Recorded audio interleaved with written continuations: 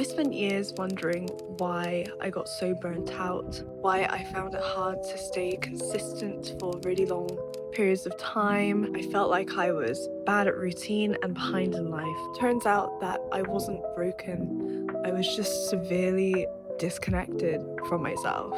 These are the lessons that have genuinely changed my life mentally, spiritually, physically.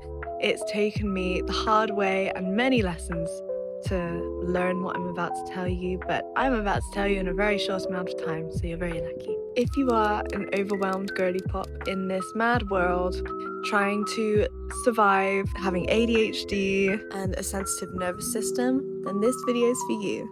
Thank you so much for being here and welcome back to the Wishing Pod. Again, I'm not in the Wishing Pod for this video, but I'm in nature again. Oh, and look who's here. Hi, Bo. Hi, Bo. Bo might be joining me for this video. Honey, you gonna come sit with me, yeah? Good boy. Lesson number 1 is to learn your personal seasons rather than forcing consistency. As women, we live a very different world to men. We live a very different experience. I have always tried to give 100% no matter what phase of my cycle I'm on, but actually that has been to my own detriment, and it's caused some really bad burnout. Your energy is not supposed to feel the same every single day. And on top of that, ADHD brains naturally work in cycles. As women, we experience a hormonal cycle that fluctuates and changes our energy, our appetite, focus, sociability, and motivation. I've learned to honor my different cycles and create different routines. During my summer season, that's when I'm more social, when I'm more visible online and offline, when I'm more productive naturally. It's easier for me to intermittent fast when I'm in my summer period. It's good for being consistent with filming days, networking, going out, and being more adventurous with food. Oh, sorry, I poked you in the eye there. Food, movement, travel. When I'm in my winter phase, that's when I'm much more introspective. I like to go into hibernation simply because my social battery is much lower during this time. I'm having comfort meals, I'm having even slower mornings than usual, which I love my slow mornings and I try and incorporate that every day. I'll get onto that in a minute. There's more time for emotional processing because I feel things much deeper, and it's more about creative incubation rather than output. There are points to breathe and points to push if you are a woman experiencing a cycle, a 4-part cycle. As a woman, your life has seasons for expansion and your life has seasons for recovery. It's important to learn when it is best to push yourself, when it's best to rest intentionally, rest without guilt. That's very important. Retreat without guilt. Something that I've had to learn is to stop forcing summer productivity when actually it's time for me to rest and be introspective. I found that my life has really changed when I stopped punishing myself for having natural cycles and having fluctuating energy. It's a very real thing that is kind of taboo, I feel. Becoming less taboo nowadays, but rest is productive, especially when it avoids you getting burnt out. Life lesson number 2 is to prioritize stress relief. Your nervous system controls you way more than you think. I'm going to share my story a little bit with you now. Hi. I was in chronic pain for a really long time. I started getting this pain in my back and my shoulders when I was about 12 years old, and I had this crunchiness, and I didn't know what it was.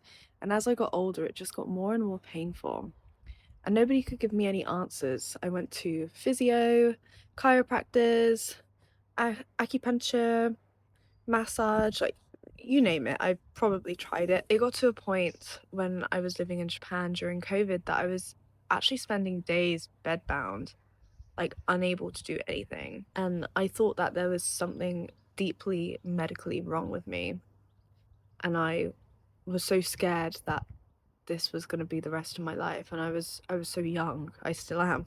But turns out it was a mix of chronic stress mixed with hypermobility, muscle armoring, undiagnosed ADHD and being in constant fight or flight mode, I found that survival mode eventually became my reality because I just stayed there for so long. The thing that genuinely changed my health was something called TRE, which stands for trauma response exercises, and that was such a game changer for me when I realized that my hypermobility had caused for my joints or the muscles around my joints to just tense up. I had to release all of that. Some other things combined with the TRE, going back to slow mornings, starting my day in the most peaceful way possible, giving myself enough time to enjoy a slow morning, reducing overstimulation. So I have a lot of minimalist values.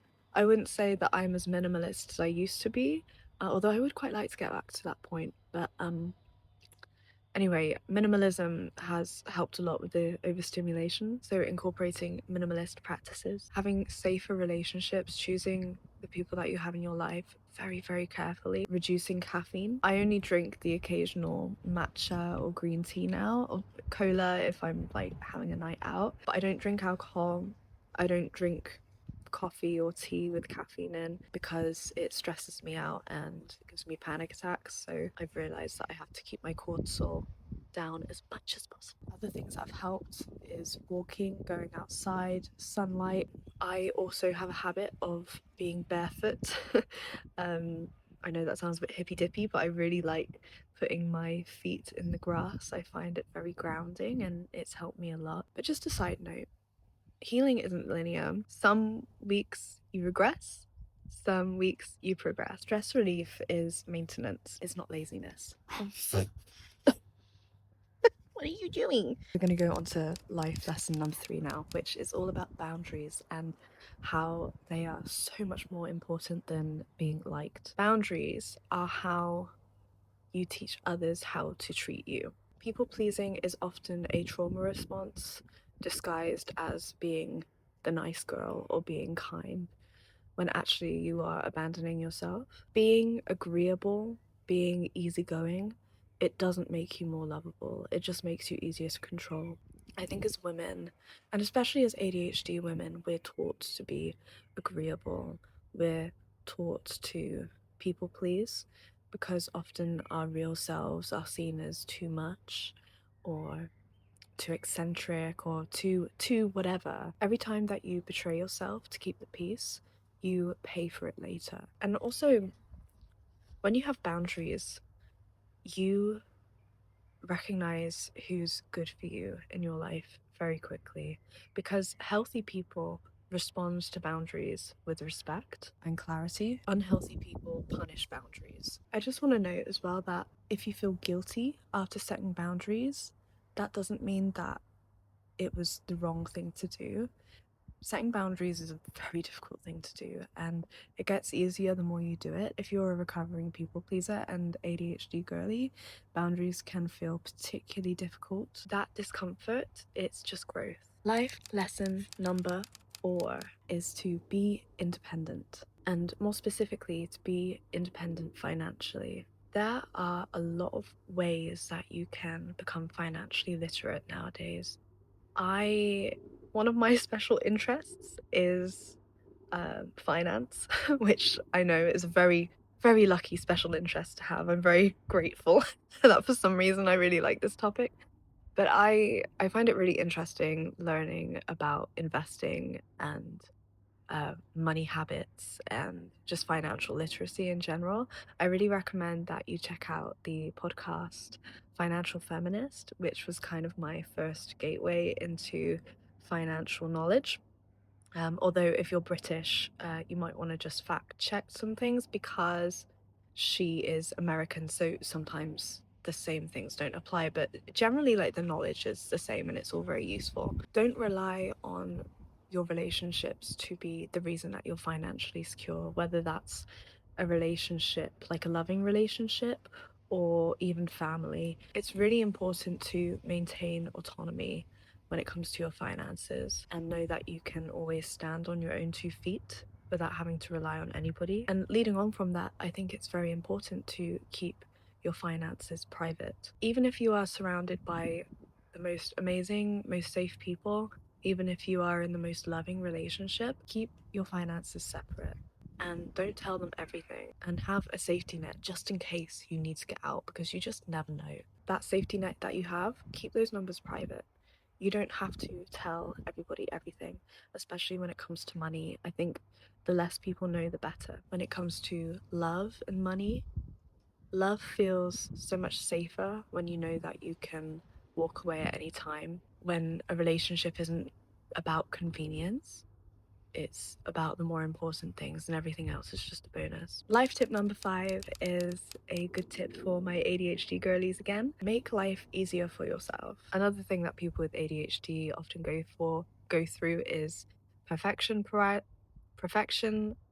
paralysis, avoiding tasks because they feel too big. My friend gave me this quote, so I cannot coin it, but I think it's brilliant.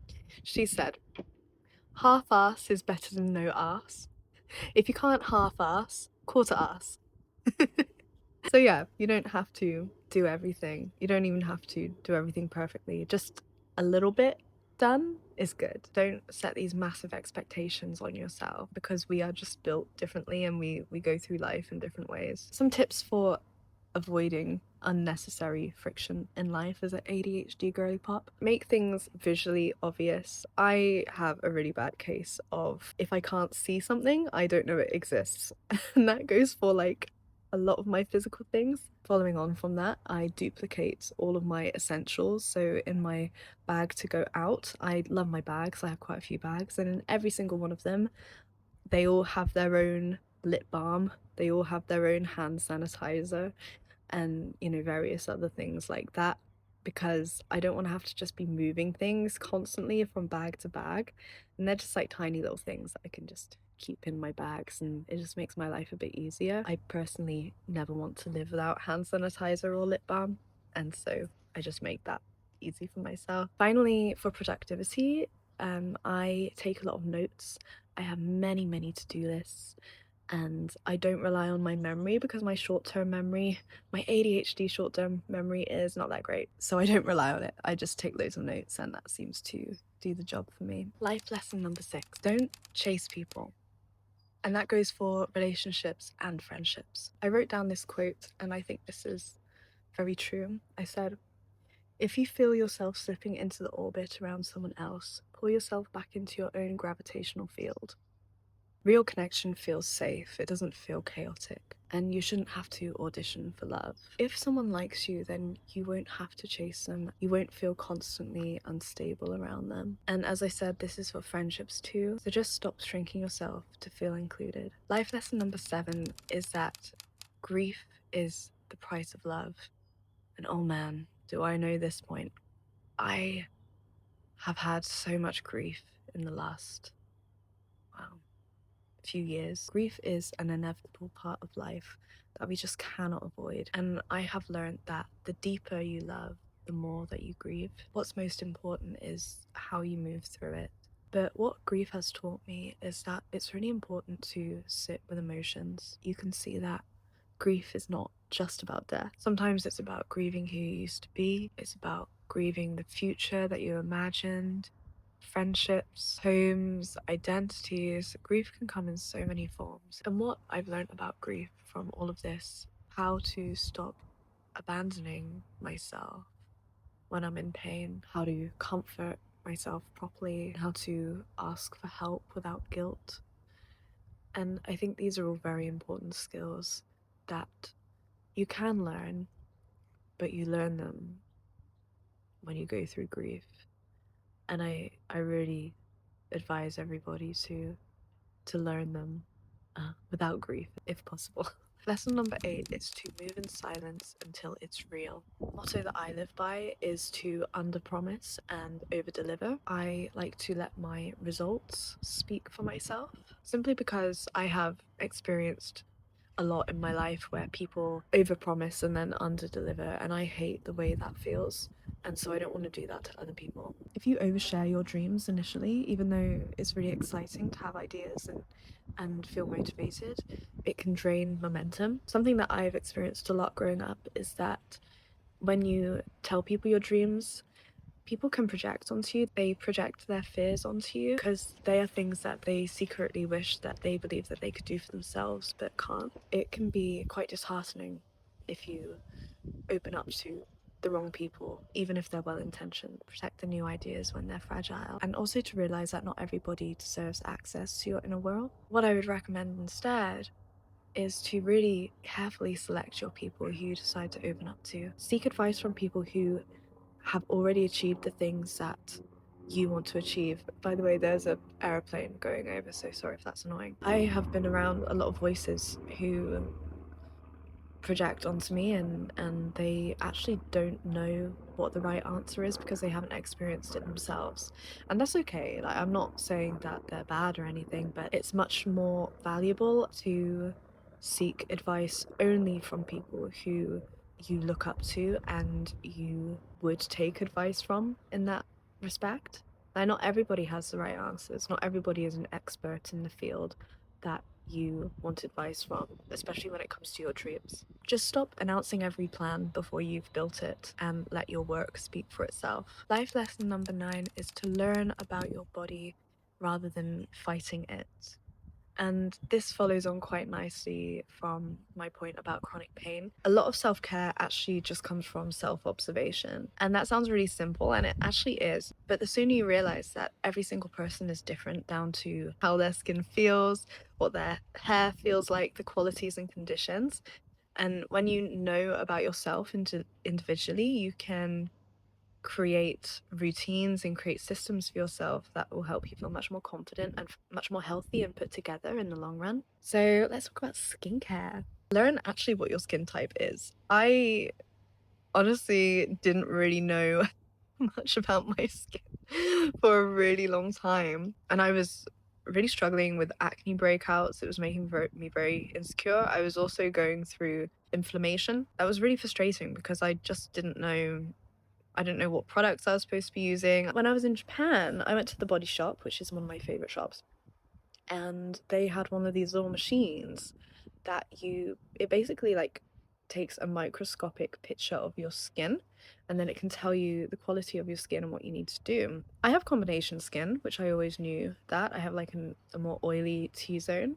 However, what I didn't know is that I actually have very dry skin, and my skin overcompensates by creating oil, which in hindsight makes a lot of sense, but I didn't realize that at the time. So now I have been using products that have more oil in them, and I've seen an overall quality improvement since I've been looking into deeply moisturizing and looking it all in with like bio oil and various oil products. Let me know if you want to see a video on that. I'm learning a lot since coming back to England about what products are right for my skin still, because I was using Japanese products for such a long time, so that's been an adjustment period.